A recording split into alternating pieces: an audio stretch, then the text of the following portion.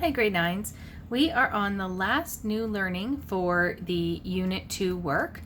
We are going to be taking a look at simplifying polynomial expressions. And what that means is that we're going to be using all of the skills that we've learned in this unit with our exponent rules and multiplying polynomials and adding and subtracting polynomials to kind of combine them all together and to be able to solve bigger problems or simplify bigger expressions. And we're also going to look at some related word problems in today's lesson. So we're going to start off with a word problem here. I'll read it through. Todd has a landscaping business, and the following table shows the number of employees and their pay structure. Create a formula that Todd can use to represent his total weekly payroll, assuming everyone works the same amount of hours.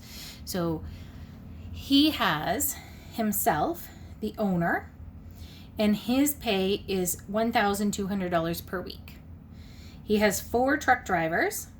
They make $22 per hour, plus they're paid $200 for gas. He has 3 assistants who make $18 per hour, plus he pays them $50 for other expenses. And then he has 15 student laborers who make $15 per hour. So let's make an equation here for the salary for one employee in each of these groups. So we're going to create an expression for one employee from each section.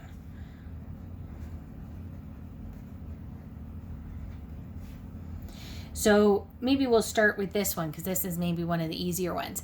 If a student makes $15 per hour and we could have a variable like H for how many hours they work, they're going to get paid 15H. Right? You're going to take the $15 per hour, multiply it by how many hours they work. The assistants, they make $18 per hour, plus they get an extra $50 a week. So they would make 18H plus 50.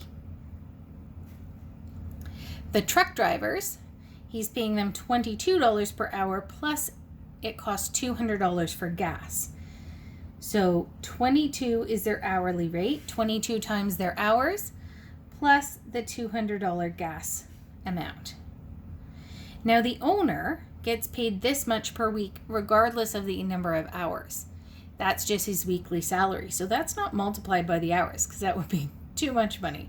But he's just going to make $1,200.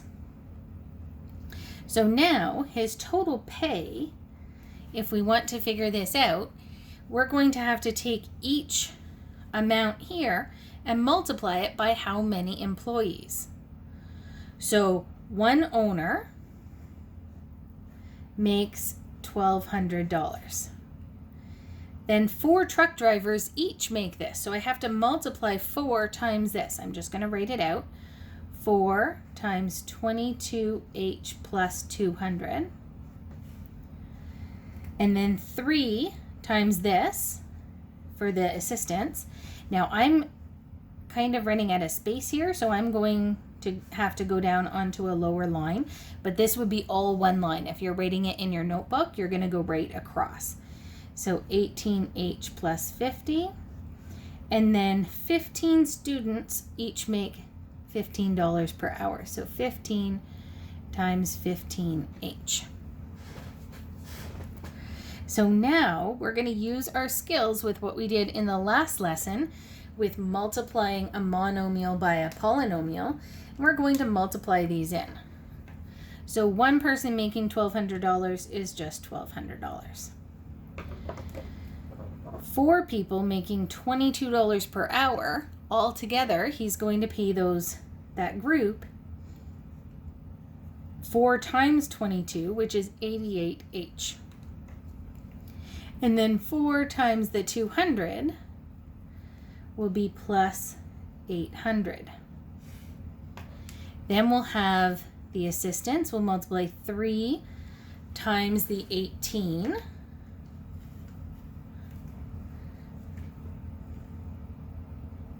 So we're going to get an hourly rate for all 3 assistants, which is 54H, and then 3 times the 50,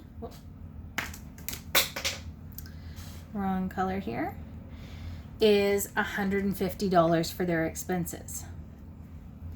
And then this one is just a monomeal times a monomeal. 15 times 15H, we multiply those two 15s for 225, and we have that one H.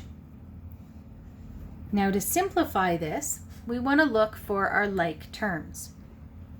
So remember, we always want to put the variable ones first. I have 88H,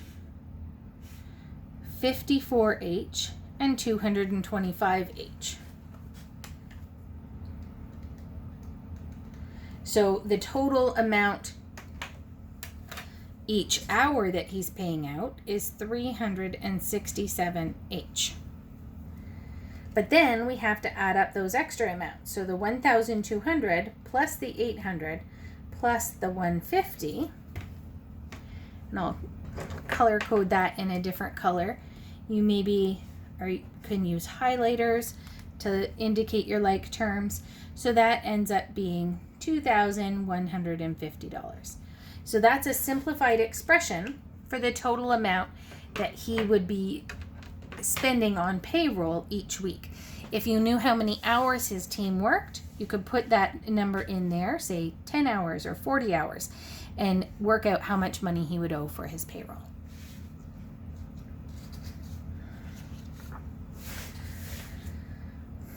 So we're going to go through a number of different examples.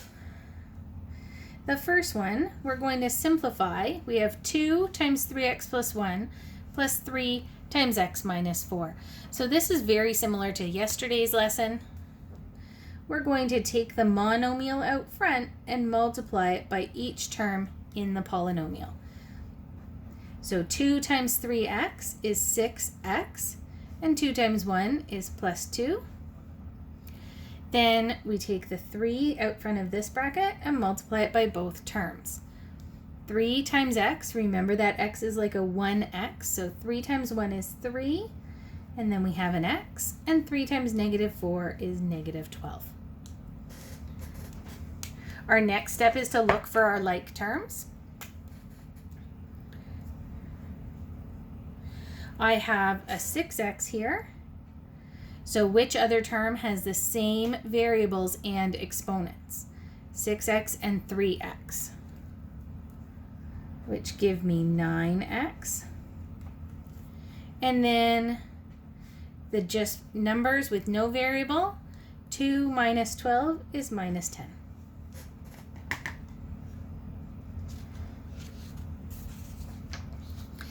This one's a little bit backwards, where we have a polynomial minus another polynomial, and then we're kind of combining together with that one where we had to figure out what's the monomial that we're multiplying by. So let's first work on this left side.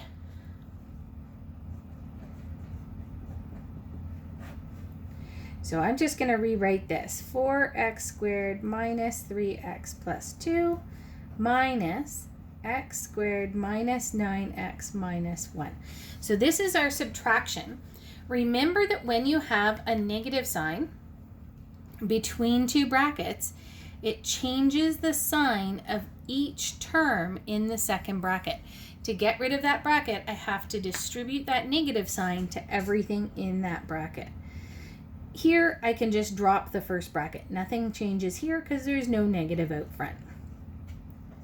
But this meant minus x squared, and then minus negative 9x. When we subtract a negative, we're adding 9x, and then minus negative 1 means plus 1.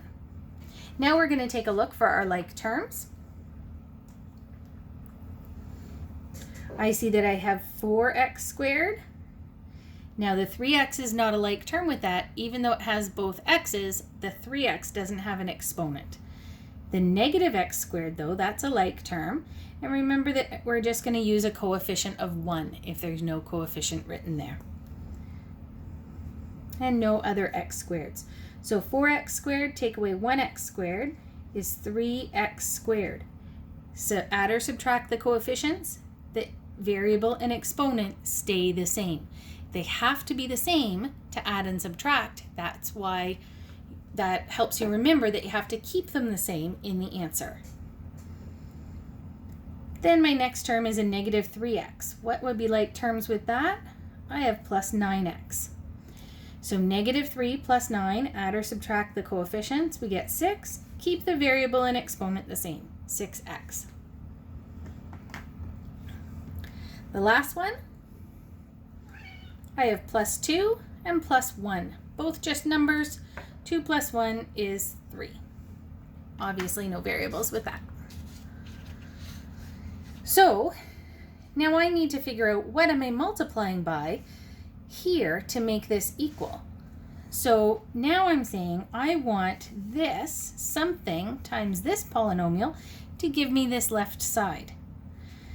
So the right, if I look at this, I've got something times x squared plus 2x plus 1 equals 3x squared plus 6x plus 3. Now, what do you think would go here? Take a look at it. What number do I need to multiply? I would have a 1 here, so what number do I have to multiply to make the 3x squared? I have 1x squared and I want 3x squared. So I would have to add a 3 when I multiply that in. 3 times 2x. If I multiplied 3 times 2x, I would get 6x. And the last one, if I multiplied 3 times 1, I get 3. So that works. My box, my kind of missing piece there, would have to be a 3 to make those equal. So you could see that. You could see therefore the missing spot equals 3. So you would have to put a 3 in there to make those equations balance. This is a good little review of our rules. So here, when we're adding, and these two examples right here are probably the number one spot that people tend to confuse between these two questions. If you're adding or subtracting, you're going to add the coefficients, and I'm also going to put a little note there that we keep the variables and exponents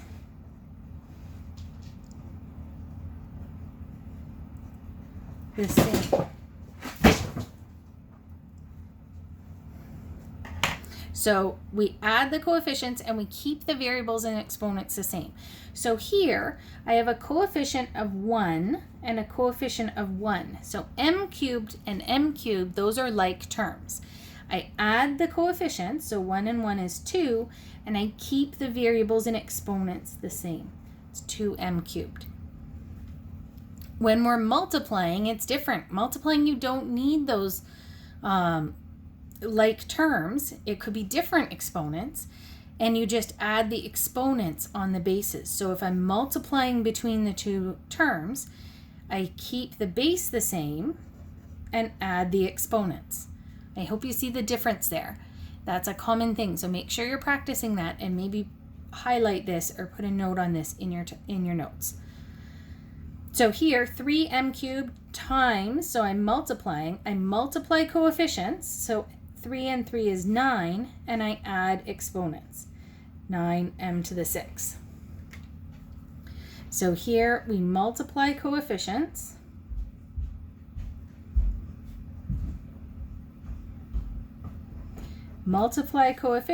and add exponents.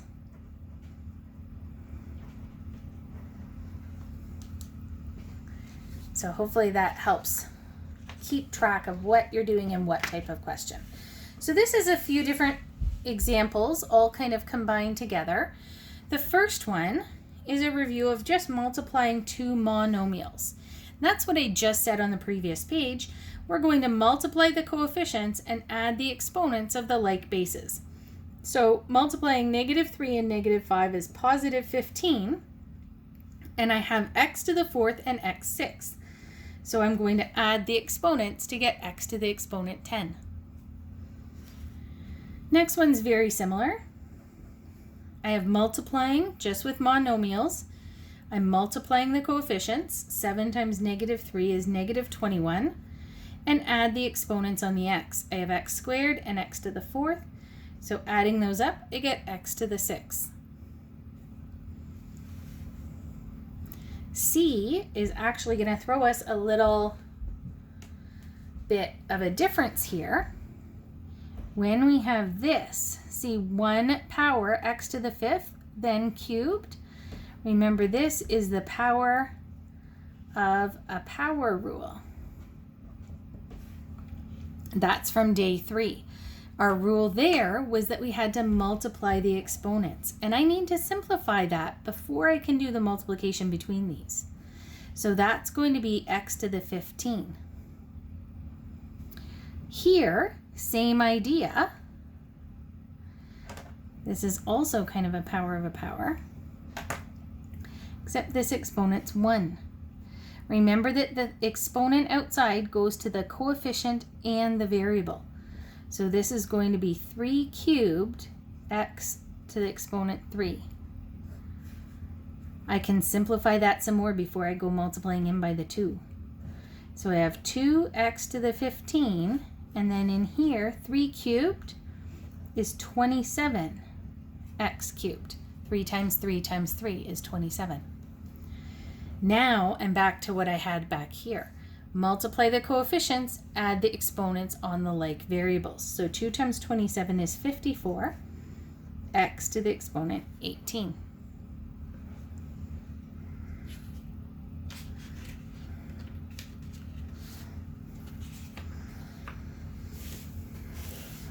Our last kind of similar example to this, and then we've got a word problem again. This one is combining together a lot of stuff in a really big question, but we can do it. We have, first, looking here, I have a monomial multiplied into this polynomial. Then I have a negative sign in front of a bracket. Remember what that does. That changes the sign of everything. Then I just have plus 7x to the 5. Now, sometimes when people have a term off by itself, they kind of want to include it in something busy that's happening here. Like, can we multiply it, or can we change the sign? It's its own thing. It's not in the bracket that's getting the sign changed from the negative. It's not in the bracket that's getting multiplied here. So that's just going to stay off till the end when we're looking for our like terms. So our first step here is going to be to distribute by multiplying this monomial into each term in the polynomial. So I'm going to multiply 3x squared times 4x cubed, then 3x squared times 2x squared, then 3x squared times 6x. So I'll multiply that in, that like rainbow. Sometimes that's also called distributing because you're kind of spreading it through the whole bracket. 3 times 4, multiply the coefficients for 12 and add the exponents on like bases, x to the 5. Multiply coefficients on the next one. 3 times -2 is -6. Add the exponents, 2 and 2 gives me x to the exponent 4. Multiply coefficients. 3 times 6 is 18. Add the exponents. Remember, if there's no exponent, you put a 1. And I get 18x cubed. In the next bracket, I have this negative in front. So this means that I'm subtracting all of these terms, and subtracting changes the sign. So I'm subtracting x to the 5. So I'll make that minus x to the 5. Then I'm subtracting 5x to the 4. Then if I'm subtracting -4, minus -4 makes it plus 4x cubed. And now I'm just going to keep that 7x to the exponent 5 at the end. Now we have a bunch of like terms. Remember the rule that I talked about in a previous video where I said that we always want to try and write the biggest power or the biggest degree first. So usually we write them just to kind of organize things with the highest exponent. So I'm going to look through, there's an exponent of 5. 5 is the biggest one. So that's the like terms that I'm going to look for first. I have 12x to the 5. That's not a like term, different exponent. Oh, here's a negative x to the 5, and I might put a 1 in there to help me remember the coefficient. X to the 4, x cubed, 7x to the 5. So now I'm going to add up my like terms. 12 minus 1 is 11, plus 7 gives me 18, and I keep the variable and exponent the same, 18x to the 5. So that's where I got that one. Just keep the color coding going there. Then I'm going to look for the next smaller exponent. I've got an x to the 4 there. That one's not a like term because it's cubed. Oh, there's another like term, minus 5x to the 4, and that one's cubed. So here I have two like terms, negative 6 minus 5 more. That means I have negative 11 x to the exponent 4. Remember, it's always the sign in front of the number. Sometimes people kind of miss that negative or include it elsewhere. That negative is attached to the 6, where we've got a negative 6 value there. And the last one is x cubed. So I have 18x cubed and 4x cubed, and they're both positive. So 18 plus 4, we have plus 22x to the exponent 3, and we're keeping the base and the exponent the same. Okay, so that was a pretty big one, but it's just kind of combining together all of the rules that you've already learned. Here's another word problem. So a sporting good company gave skis and snowboards to instructors at resorts. So this maybe was for some kind of advertising or something for their business. Determine an expression that represents the combined value of the equipment after Y years. Use this expression to find the value after 2 years. So it says they gave out a bunch of skis. They gave 200 sets of skis. The original value of the skis was $60, but every year the value goes down by $50. That makes sense, right? If you've owned something for a few years, it tends to be worth less money. So I'm going to do this similar to the very first question. So I'm going to make a column and say the value of 1. So for one set of skis, I don't want to worry about this 200 yet or the 300 snowboards. The original value started off at $600 and it goes down by $50 per year. So does it make sense? I'm going to say it started off at 600 minus 50y, where y is how many years. And then I'll do something similar for the snowboards. They start off being worth $800 and they go down in value by $60 per year. So every year it takes away another 60. So the value here is 800 minus 60y. Then we'll make an equation for the total. So if I know this is the value of one set of skis, but I've provided 200, I have to do 200 times what the value of the skis is. So 200 times 600 minus 50y. And then 300 times what the value of the snowboards would be. So plus 300 times 800 minus 60y. So now we're going to simplify this new equation that we've come up with. I have a monomial, the 200 or the 300, multiplied by a polynomial. These two terms in here. So I'm going to multiply each of those in. So 200 times 600, 120,000, minus 200 times negative 50 will be negative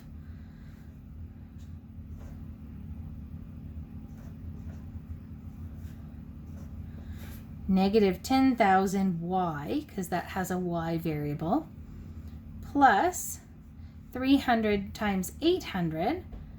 3 times 8 is 24, and then there'd be 4 zeros, so 240,000, minus 3 times 6 is 18, and then there'd be 3 zeros, so minus 18,000 y. So the skis were worth $120,000 altogether, but because there's so many of them, they go down in value by $10,000 a year. And the snowboards were worth $240,000 originally, but because there's so many of them, they're going down by $18,000 per year. So we can look at these for like terms. For instance, the number parts, add those up. We get $360,000 as the initial cost of the equipment. And then how much is it decreasing by per year? Negative 10,000 minus 18,000 more is negative 28,000 times the number of years. So here's an expression. We're going to figure out after 2 years, how much is it worth? The initial amount of equipment they gave out was worth $360,000. So let's say after 2 years, we'll take this same expression and put a 2 in for the years. Make sure you're following BEDMAS here. You need to multiply the 2 times the 28,000. And we get 360,000 minus 54,000. Oh, 56,000.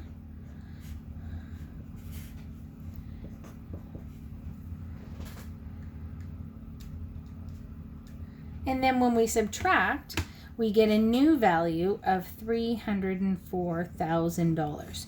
So after 2 years, the equipment that was worth $360,000 to start is now worth $304,000. And for any kind of word problem, you always want to write a statement. So you'd say, therefore, after 2 years, the equipment is worth